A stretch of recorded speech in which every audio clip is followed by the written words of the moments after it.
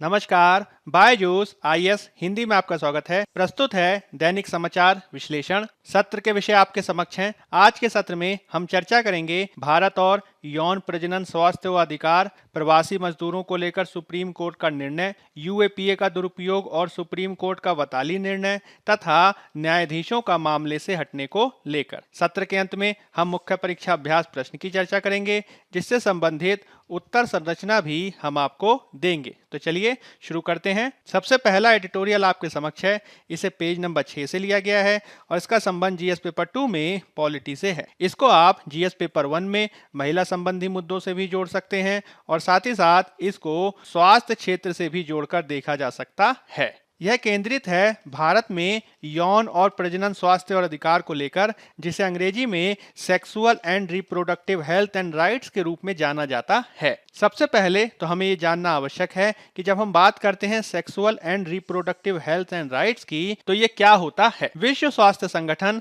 स्वास्थ्य को परिभाषित करता है और स्वास्थ्य की परिभाषा में वह पूर्ण शारीरिक, मानसिक और सामाजिक कल्याण की स्थिति के साथ ही वह बीमारी और दुर्बलता की अनुपस्थिति को भी शामिल करता है। इस पूरी परिभाषा में प्रजनन स्वास्थ्य और यौन स्वास्थ्य और स्वच्छता को भी शामिल किया जाता है, जो जीवन के सभी चरणों में प्रजनन से संबंधित प्रक्रियाओं, कार्यों और प्रणाली के बारे में जागरूकता को दर्शाता है। संयुक्त राष्ट्र की विभिन्न एजेंसियों का यह दावा है कि जब हम यौन और प्रजनन स्वास्थ्य के बारे में जानकारी रखते हैं, तो इसके तहत हमें शारीरिक के साथ ही यौन संबंधी और मनोवैज्ञानिक स्वास्थ्य को भी शामिल करना चाहिए और इसके आधार पर ही एक व्यक्ति शारीरिक, मानसिक और सामाजिक कल्याण की स्थिति के साथ एक बेहतर स्वास्थ्य के साथ जीवन व्यतीत कर सकता है। इसमें हमें प्रजनन स्वास्थ्य के बारे में भी जानकारी होनी चाहिए, जो एक स्वस्थ प्रजनन प्रणाली और सुरक्षित यौन जीवन के लिए आवश्यक है, ताकि हम जीवन में इस बात को प्राप्त कर सकें कि हमें किस रूप में अपने जीवन को जीना है। और विशेष रूप से प्रजनन की क्षमता करने वाली महिलाओं के समक्ष इसके तहत यह तय करने की स्वतंत्रता होनी चाहिए कि उन्हें प्रजनन के संदर्भ में कितनी बार और कैसे इसको संचालित करना है। प्रजनन स्वास्थ्य के तहत ही जन्म नियंत्रण के तहत सुरक्षित, प्रभावी, किफायती और स्वीकार्य तरीकों के बारे में भी सूचना होनी चाहिए और इसको किस प्रकार से प्रयोग किया जाना है, साथ ही साथ इसकी बेहतर पहुंच भी होनी चाहिए। साथ ही साथ महिलाओं को गर्भावस्था और प्रसव के दौरान सुरक्षित तरीकों से जानकारी प्रदान की जानी चाहिए, ताकि वह अपने स्वास्थ्य शिक्षा कार्यक्रमों के संदर्भ में बेहतर ढंग से जानकारी प्राप्त कर सकें और इससे उनको बेहतर स्वास्थ्य देखभाल सेवाओं तक पहुंच हो सके, जिससे शिशु और माता दोनों को ही बेहतर जीवन संचालित करने का मौका मिलना चाहिए। प्रजनन स्वास्थ्य के संदर्भ में यह पूरी परिचर्चा इसलिए महत्वपूर्ण हो जाती है क्योंकि प्रत्येक वर्ष 11 जुलाई को विश्व जनसंख्या दिवस मनाया जाता है और हाल में ही भारत जनसंख्या के दृष्टिकोण से एक ऐसे चरण में प्रवेश करने जा रहा है जो भारत के लिए काफी उपलब्धियों वाला नवीन चरण है। आंकड़ों के अनुसार भारत की जनसंख्या में अब एक ऐसी स्थिति आ गई है जिसके तहत भारत की लगभग आधी जनसंख्या यानी 50% जनसंख्या की आयु 29 वर्ष से कम की है। इसके माध्यम से अधिक लोग अब कार्यशील रहेंगे, जिससे भारत आर्थिक रूप से समृद्धि हासिल कर सकता है और इससे भारत में सामाजिक विकास भी देखा जा सकता है। हालांकि विशेषज्ञों के अनुसार यदि हमें इसकी पूर्ण क्षमता का विकास करना है, तो हमें भारत के युवाओं के साथ ही महिलाओं और किशोरियों को भी विशेष रूप से sexual and reproductive health and rights के बारे में जागरूक बनाए जाने की आवश्यकता है। इसके संदर्भ में अंतर्राष्ट्रीय स्तर पर भी विविध प्रकार की रिपोर्ट्स आदि को शामिल किया गया है, जिसके तहत गुट्टमाकर लांसेट संस्थान की 2018 की रिपोर्ट काफी महत्वपूर्ण है, जो इस प्रकार के सेक्सुअल और रिप्रोडक्टिव राइट्स के संदर्भ में अधिकारों को दिए जाने की बात करता है, क्योंकि इसके माध्यम से न केवल महिलाओं को उनके अपने शरीर पर स्वायत्तता का अधिकार प्राप्त होता है, साथ ही साथ इस प्रकार के स्वायत्त निर्णयन से विभिन्न प्रकार की घरेलू हिंसा आदि पर भी प्रभावी नियंत्रण लगाया जा सकता है। हमें यह भी ध्यान रखना होगा कि किस प्रकार से हाल के दशकों में भारत के द्वारा जनसंख्या वृद्धि के स्तर पर महत्वपूर्ण प्रगति को दर्शाया गया है और आंकड़ों के अनुसार भारत में वर्तमान में जो कुल प्रजनन दर यानी टोटल फर्टिलिटी रेट है वह 2.2 बच्चों तक आ गया है, जो आगे चलकर 2.1 तक जाने की संभावना है। जब हम बात करते हैं कुल प्रजनन दर यानी टीएफआर की, तो यह है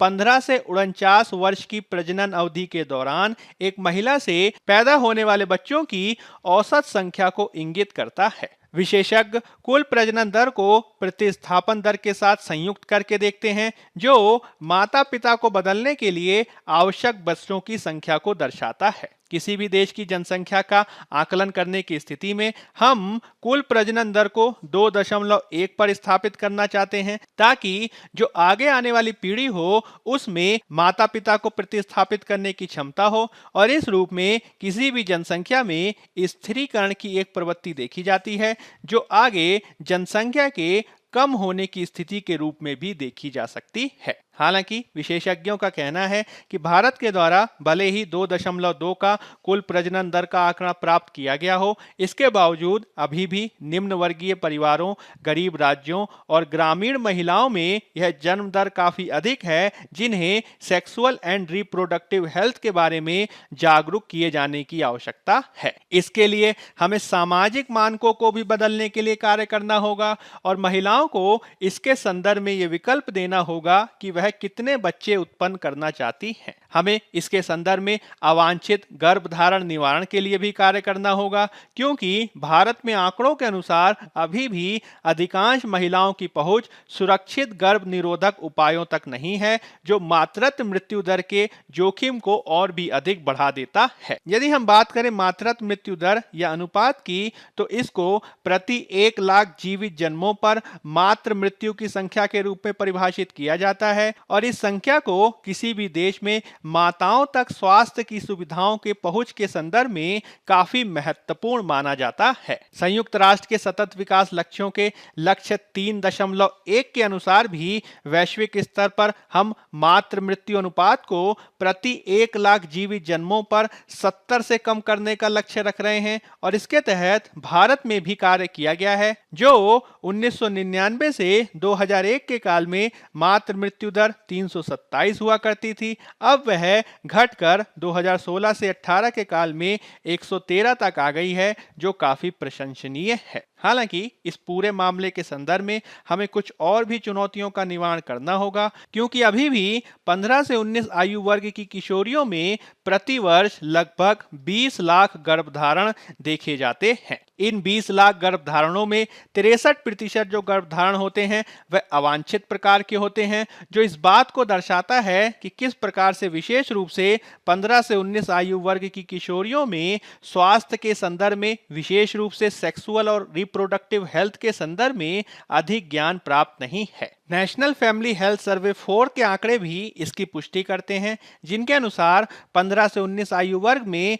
22.2 किशोरियों की पहुंच गर्भ निरोधक उपायों तक नहीं है, जिसको सुनिश्चित किए जाने के संदर्भ में कार्य को किए जाने की आवश्यकता है। इसी प्रकार से आंकड़े ये बताते हैं कि किस प्रकार से 20 से 24 आयु वर्ग की लगभग 26.8 लड़कियों का विवाह 18 वर्ष से पहले ही कर दिया जाता है, जिनके द्वारा विवाह के 1 वर्ष पश्चात ही बच्चे को जन्म दिए जाने की स्थिति में काफी जटिलताएं पैदा हो जाती हैं, जिसको निवारित किए जाने के लिए सेक्सुअल और रिप्रोडक्टिव हेल्थ के संदर्भ में ज्ञान दिया जाना काफी अनिवार्य है। भारत यदि इसके संदर्भ में कार्य करता है तो इससे महिला सशक्तिकरण के साथ ही महिला श्रम बल भागीदारी दर में भी काफी सुधार देखा जा सकता है। भारत इसके संदर्भ में दक्षिण एशिया में तीसरा सबसे खराब प्रदर्शन करने वाला राष्ट्र है और विश्व आर्थिक फोरम का ग्लोबल जेंडर गैप रिपोर्ट 2021 ये बताती है कि किस प्रकार से भारत 156 देशों में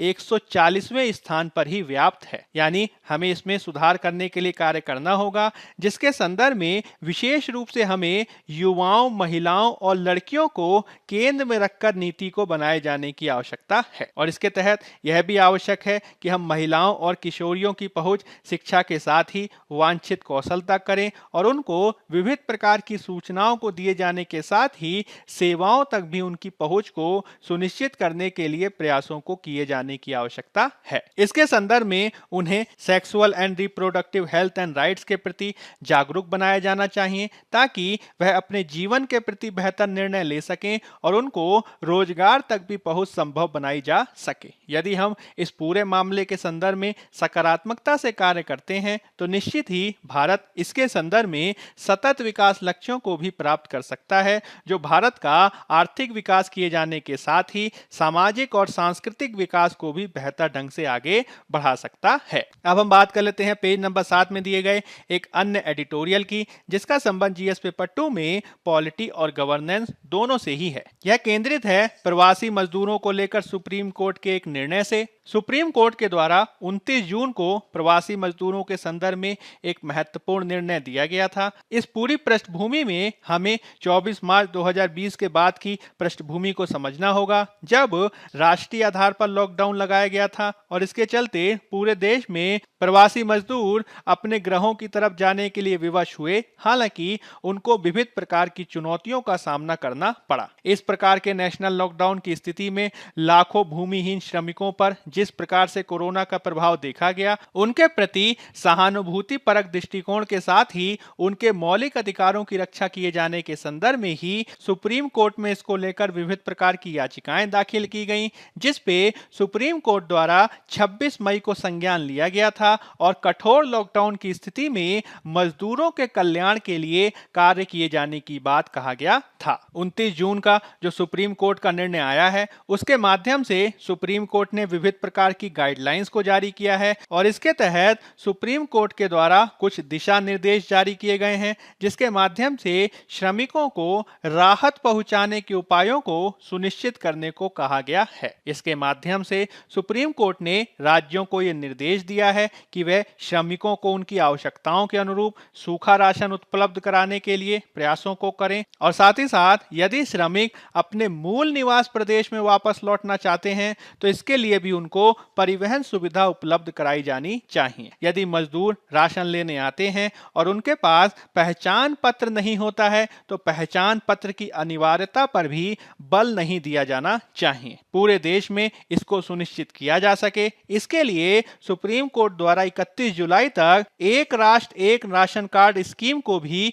पूरी तरह लागू करने का निर्देश दिया गया है। यह आशा की जा रही है कि इसके माध्यम से एक राज्य से दूसरे राज्य जाने की स्थिति में भी मजदूरों की भोजन तक पहुंच सुनिश्चित हो सकेगी और इसके लिए सुप्रीम कोर्ट राज्यों को यह भी निर्देशित कर रहा है कि मजदूरों को भोजन की आवश्यकताओं की पूर्ति के लिए सामुदायिक रसोइयों को भी चलाया जाना चाहिए। सुप्रीम कोर्ट द्वारा दिए गए यह दिशा निर्देश निश्चित ही स्वागत योग्य कदम है, किंतु इसके संदर्भ में कुछ और भी चुनौतियां हैं जिसको हमें ध्यान रखना होगा। हमें यह ध्यान रखना होगा कि प्रवासी मजदूर एक ही स्थान पर लंबे समय तक नहीं रहते, वह रोजगार की स्थितियों के चलते इसकी तलाश में एक स्थान से दूसरे स्थान जाते रहते हैं। तो इसके तहत यदि उनको सामुदायिक रसोई के तहत कवर करने की बात कही जाएगी तो इसको प्राप्त किया जाना थोड़ा कठिन कार्य हो सकता है। प्रवासी मजदूरों की कुल संख्या कितनी है, इसको लेकर भी अनिश्चितता बनी हुई है, जिसके संदर्भ में सुप्रीम कोर्ट ने श्रम मंत्रालय को यह निर्देश दिया है कि 31 जुलाई तक असंगठित कर्मियों के संदर्भ में जो नेशनल डेटाबेस बनाया जा रहा है उसको पूरा कर लिया जाना चाहिए और असंगठित क्षेत्र के श्रमिकों को लाभ प्रदान करने के लिए डायरेक्ट कैश ट्रांसफर की सुविधा का भी उपयोग किया जा सकता है। सुप्रीम कोर्ट के इन दिशा निर्देशों को यदि केंद्र और राज्य सरकार मिलकर लागू करते हैं तो निश्चित ही श्रमिकों के कल्याण को सुनिश्चित करने के लिए कार्य किया जा सकता है। अब हम बात कर लेते हैं पेज नंबर 6 में दिए गए एक एडिटोरियल की, जिसका संबंध जीएस पेपर 2 में पॉलिटी से है। यह संदर्भित है यूएपीए के दुरुपयोग और सुप्रीम कोर्ट के वताली निर्णय से। यूएपीए के संदर्भ में हमने इससे पहले भी काफी डीएनए में इसको लेकर चर्चा की है, जिसके तहत आप 30 जून का डीएनए देख सकते हैं और साथ ही साथ आप 18 जून का भी डेली न्यूज एनालिसिस डीएनए देख सकते हैं, जिसमें हमने यूएपीए और इससे संबंधित विविध प्रकार के विवादों पर विस्तार से चर्चा की है। हाल ही में फादर स्टेन स्वामी की एक निजी अस्पताल में दुखद मृत्यु हो गई और उसके बाद से ही उनको लेकर मामला लगातार चर्चा में बना हुआ है। उल्लेखनीय है कि फादर स्टेन स्वामी को 2018 में अनैतिक गतिविधि निवारण अधिनियम यानी यूएपीए के आरोपों के तहत गिरफ्तार किया गया था और उन पर यह आरोप लगाया गया था कि वे भीमा कोरेगांव की हिंसा में शामिल हैं। इसके संदर्भ में पुलिस ने कुछ सबूत भी प्रस्तुत किए थे। हालांकि पुलिस द्वारा प्रस्तुत किए गए इन सबूतों पर अंतर्राष्ट्रीय विशेषज्ञों ने भी इनकी सत्यता के संदर्भ में प्रश्न खड़े किए हैं। इसके बावजूद उनको अब तक जमानत नहीं दी जा सकी थी। हमें यह भी ध्यान रखना होगा कि फादर स्टेन स्वामी की आयु 80 वर्ष से अधिक थी और उनके वकीलों द्वारा यह भी तर्क दिया गया कि स्टेन स्वामी मेडिकल रूप से फिट नहीं है और वह पार्किंसन की बीमारी से भी ग्रस्त हैं, जिसके चलते वह अपनी दैनिक दिनचर्या से संबंधित गतिविधियों को भी बिना किसी सहायता के नहीं कर सकते हैं। इसी के चलते उनको मेडिकल आधार पर जमानत दिए जाने के संदर्भ में भी याचिका को दाखिल किया गया था। इसके बावजूद उनकी मृत्यु के समय तक उनको जमानत नहीं दी गई, जो विशेषज्ञों के अनुरूप उनके मूल अधिकारों के विरुद्ध है। इसके संदर्भ में यह भी दर्शाया गया है कि किस प्रकार से हाल के समय में न्यायपालिका द्वारा अनेक निर्णय इस प्रकार के दिए गए हैं जो मूल अधिकार और व्यक्तिगत स्वतंत्रता की रक्षा के संदर्भ में विरोधाभासों को दर्शाते हैं। विशेष रूप से इसमें यूएपीए के मामलों में आरोपियों को जमानत न दिए जाने से संबंधित मामले काफी चर्चा में हैं। इसके संदर्भ में यह कहा जा रहा है कि किस प्रकार से यूएपीए के मामलों में आरोपियों को जमानत ना दिए जाने के संदर्भ में जो आपराधिक प्रक्रिया है और इससे संबंधित कानून हैं, उनके महत्वपूर्ण सिद्धांतों का उल्लंघन किया जा रहा है। जब हम बात करते हैं आपराधिक प्रक्रिया की, तो भारत में इसके तहत एक आरोपी पर आरोप लगाए जाते हैं और इस पर जो आरोप लगाने वाला पक्ष होता है वह अपने आरोपों को साबित किए जाने के लिए विविध प्रकार के सबूतों को प्रस्तुत करता है। इस प्रकार के जो सबूत प्रस्तुत किए जाते हैं उनको न्यायालय में प्रस्तुत किया जाता है और इस प्रकार से न्यायालय में प्रस्तुत किए गए सबूतों पर विविध प्रकार के वाद विवाद किए जाते हैं। इस प्रकार के वाद विवाद में आरोप लगाने वाला पक्ष और आरोपी दोनों ही द्वारा अपने तर्क प्रस्तुत किए जाते हैं और जिसके तर्क वास्तविक रूप में सत्य साबित होते हैं उसी के आधार पर अंतिम निर्णय किया जाता है। यानी आरोप लगाए गए व्यक्ति को तब तक निर्दोष माना जाता है जब तक उस पर आरोप सिद्ध नहीं हो जाते हैं। हालांकि इस पूरी प्रक्रिया के संदर्भ में यूएपीए में हम कुछ अपवादों को देख रहे हैं, जिसके संदर्भ में 2019 का सुप्रीम कोर्ट का राष्ट्रीय जांच एजेंसी बनाम जहूर अहमद शाह वताली मामला काफी महत्वपूर्ण है। 2019 के इस मामले के तहत यूएपीए के मामले में जब जमानत देने पर विचार किया जाएगा तो इसके संदर्भ में न्यायपालिका के द्वारा एफआईआर में पुलिस के द्वारा प्रस्तुत किए गए सभी आरोपों को सत्य माना जाएगा और आरोपी को तब तक जमानत नहीं दी जाएगी जब तक वह पूर्ण रूप से निर्दोष साबित नहीं हो पाता है। यानी आरोप लगाने वाला पक्ष जो सबूत प्रस्तुत करेगा, न्यायालय उसको आरोपी मानेगा और इस रूप में पूरे मुकदमे के दौरान आरोपी हिरासत में रह सकता है। 2019 के इस फैसले के चलते जब भी यूएपीए से संबंधित जमानत याचिकाओं पर कोर्ट द्वारा फैसला किया जाता है तो वह यूएपीए से संबंधित मामलों में जो एफआईआर दाखिल की जाती है उसके तहत लगाए गए हर आरोप को सही मान लेती है और इस रूप में उस व्यक्ति विशेष को तभी जमानत दी जा सकती है जब आरोपी ही इसको साबित करे कि उसके विरुद्ध प्रस्तुत की गई सामग्री या सबूत खारिज किए जा सकते हैं। इस रूप में बेगुनाही साबित करने का पूरा बोझ आरोपी पर ही आ जाता है, जो आतंकवाद संबंधी मामलों में कई बार असंभव सा हो जाता है। विशेषज्ञों का कहना है कि सुप्रीम कोर्ट के इस फैसले का निचली अदालतों के संदर्भ में जो जमानत दिए जाने की शक्ति है उस पर एक प्रकार का चिलिंग इफेक्ट पड़ रहा है, जो आगे चलकर मूल अधिकारों को भी प्रभावित कर देता है। अनेक बार पुलिस द्वारा इसका दुरुपयोग किया जाता है, जिसके तहत झूठे सबूतों के आधार पर ही आरोपी व्यक्ति को जेल में डाल दिया जाता है और उसको 2019 के सुप्रीम कोर्ट के फैसले के चलते अंतिम समय तक जमानत नहीं मिल पाती है। इस प्रकार से व्यक्तियों की नागरिक न्यायिक स्वतंत्रता का उल्लंघन होता है और अनेक बार इस प्रकार के उदाहरण देखे गए हैं। हाल ही में दिल्ली दंगों के संदर्भ में भी इस प्रकार के मामले का पैटर्न देखा गया। हालांकि उसमें एक महत्वपूर्ण अपवाद ये था कि दिल्ली हाईकोर्ट ने आरोपियों को जमानत दे दी थी, किंतु फादर स्टेन स्वामी को जमानत नहीं मिली, जिससे उनके मूल अधिकारों का उल्लंघन देखा गया है। यही कारण है कि कई विशेषज्ञों का कहना है कि सुप्रीम कोर्ट को अप्रैल 2019 के इस वताली निर्णय पर पुनर्विचार करना चाहिए और हाई कोर्ट को भी इसके संदर्भ में शक्तियां दी जानी चाहिए कि वह यूएपीए के तहत जमानत याचिकाओं पर विचार करते समय प्रस्तुत किए गए सबूतों की सत्यता पर भी विचार कर सके और सबूतों के गलत होने की स्थिति में आरोपियों को जमानत दिए जाने की आवश्यकता है। इससे ही देश के नागरिकों की स्वतंत्रता और मूल अधिकारों की रक्षा की जा सकेगी और फादर स्टेन स्वामी का केस इसके संदर्भ में एक महत्वपूर्ण उदाहरण है, जिससे हमें सीख लेते हुए कार्य किए जाने की आवश्यकता है। अब हम बात कर लेते हैं पेज नंबर 1 और पेज नंबर 8 में दिए गए एक अन्य आलेख की, जिसका संबंध जीएस पेपर 2 में पॉलिटी से है। यह संदर्भित है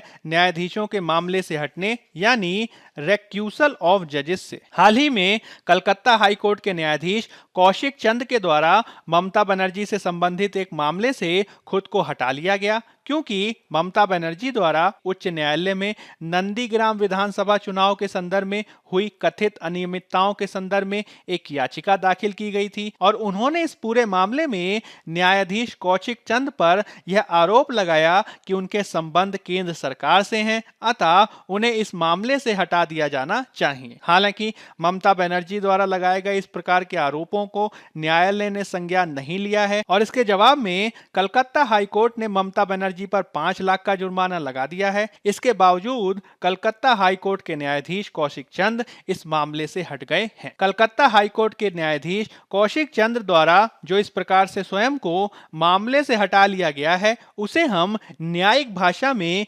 जुडिशियल रिक्यूजल के नाम से जानते हैं। यह एक ऐसी प्रक्रिया होती है जिसमें विभिन्न आधारों पर पीठासीन अदालत के अधिकारी या प्रशासनिक अधिकारी किसी कानूनी प्रक्रिया में भाग लेने से परहेज करते हैं। यानी यदि उनके समक्ष किसी प्रकार का न्यायिक मामला आता है तो वह विविध प्रकार के आधारों के आधार पर उस मामले से स्वयं को हटा लेते हैं। इस प्रकार से जो रिक्यूजल देखा जाता है उसको विभिन्न आधारों पर देखा जाता है, जिसके तहत जब भी किसी न्यायाधीश के समक्ष 2 पक्षों द्वारा कोई मामला लेकर आता है तो किसी भी एक पक्ष से यदि उस न्यायाधीश का किसी न किसी रूप में अप्रत्यक्ष या प्रत्यक्ष संबंध होता है तो इसके आधार पर उसके द्वारा दिए जाने वाले निर्णय में किसी प्रकार का कोई पक्षपात ना हो जाए, इसी के आधार पर वह न्यायाधीश उस मामले से ही स्वयं को हटा लेता है। इसके अतिरिक्त किसी न्यायाधीश द्वारा किसी मामले से स्वयं को तब भी हटाया जाता है जब वह उस व्यक्ति से संबंधित मामले में पहले भी पैरवी कर चुका हो या फिर उसे मामले के संदर्भ में किसी प्रकार की व्यक्तिगत जानकारी हो। साथ ही साथ यदि वह वकीलों या गैर वकीलों के साथ एक तरफा संचार को कर रहा हो तो इसके आधार पर भी वह मामले से खुद को हटा लेता है। उल्लेखनीय है कि इसके संदर्भ में कोई निश्चित नियम या कानून नहीं है। हालांकि पद की शपथ लेते हुए सर्वोच्च न्यायालय और उच्च न्यायालयों के न्यायाधीश बिना किसी भय या पक्षपात के न्याय देने के अपने कर्तव्य का निर्वहन करने का वादा करते हैं और इस आधार पर इसे नैतिक रूप से सही माना जाता है। इसके संदर्भ में सुप्रीम कोर्ट के द्वारा रंजीत ठाकुर बनाम भारत संघ 1987 वाद में भी महत्वपूर्ण रूप से इस बात को स्थापित किया गया था कि यदि फैसला होने के संदर्भ में यदि किसी प्रकार के पक्षपात की संभावना दिखनी चाहिए तो उस प्रकार की पक्षपात की संभावना को पूर्णतः हटाए जाने के दृष्टिकोण से न्यायाधीशों का उस मामले विशेष से हट जाना ही काफी होता है। जस्टिस चलेश्वरम के द्वारा supreme court advocates on record association बनाम यूनियन ऑफ इंडिया वाद 2015 में भी इस बात को कहा गया था कि यदि किसी मामले विशेष में न्यायाधीश का कोई आर्थिक हित संलग्न होता है तो उसको पूर्वाग्रह को पूरी तरीके से हटाने के लिए उस मामले से स्वयं को ही हटा लेना चाहिए और इस आधार पर यह न केवल न्यायिक स्वतंत्रता को दर्शाता है अपितु यह न्यायपालिका के क्षेत्र में सत्यनिष्ठा और नैतिकता के नवीन मानकों को भी दर्शाता है। हमें यह ध्यान रखना होगा कि जब हम न्यायपालिका में न्याय की बात करते हैं तो इसके संदर्भ में यह मुहावरा भी कहा जाता है कि न केवल न्याय होना चाहिए अपितु न्याय होते दिखना भी चाहिए और इस रूप में न्यायाधीशों द्वारा या पक्षपात की संभावना के आधार पर स्वयं को हटा लेने का निर्णय काफी बेहतर और नैतिक रूप से सही निर्णय माना जाता है। अब हम बात कर लेते हैं मुख्य परीक्षा अभ्यास प्रश्न की। पहला प्रश्न है, भारत एक जनसांख्यिकीय सुखद स्थान में प्रवेश कर गया है, इसलिए समय आ गया है कि हमारी जनसंख्या स्थिरीकरण रणनीति को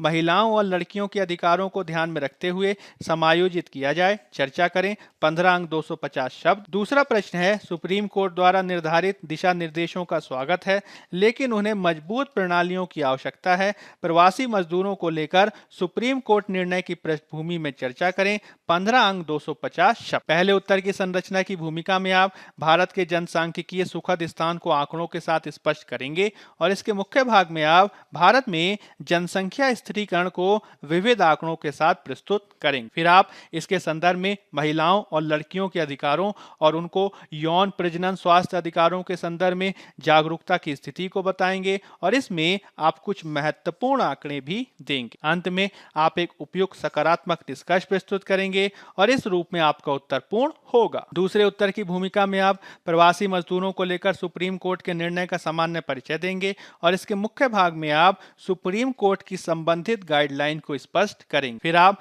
इसके संदर्भ में कुछ प्रमुख चुनौतियों की व्याख्या करेंगे और चुनौतियों के निवारण में कुछ सुझावों की भी चर्चा करेंगे। अंत में आप एक उपयुक्त सकारात्मक निष्कर्ष प्रस्तुत करेंगे और इस रूप में आपका उत्तर पूर्ण होगा। बायजूस आईएएस हिंदी के आज के अंक में फिलहाल इतना ही। धन्यवाद।